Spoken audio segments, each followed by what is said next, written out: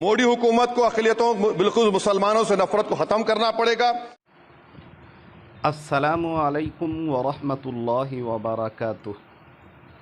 नाज़रीन, सन 1947 के बाद से मुसलमानों को हिंदुस्तान के अंदर क्या क्या मिला है, आज पार्लियामेंट में असदुद्दीन अवैसी साहब बिला झिझक बोलते हुए सुनिए।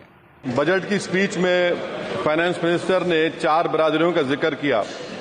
भारत की सबसे बड़ी अक़लियत मुसलमान है 17 करोड़। मैं हुकूमत से जानना चाहता हूं कि क्या 17 करोड़ मुसलमानों में गरीब नहीं है, नौजवान नहीं है, किसान नहीं है, ख़वातीन नहीं है? वतन अजीज में सबसे गरीब मुसलमान है, सबसे ज्यादा नाखवानगी मुस्लिम ख़वातीन में। AIDS और PLFS का डेटा ये बताता है कि मुसलमानों में सबसे कम असासे हैं और कंजम्पशन लेवल दूसरे मजहबी ग्रुपों के बनिस्बत सबसे कम है। तालीमी इदारों में मैडम 15 और 24 साल की उम्र में भर्ती एनरोलमेंट में मुसलमानों की सिर्फ 29%, शेड्यूल कास्ट की 44%, हिंदू OBC के 51% और हिंदू अपर कास्ट की 59% है। हायर एजुकेशन मुसलमानों का एनरोलमेंट सिर्फ 5% है। PLFS का 2018-19 का डेटा वेज एम्प्लॉयज बताता है कि मुसलमान 22% थे, 2022-23 में 15% हो चुका है।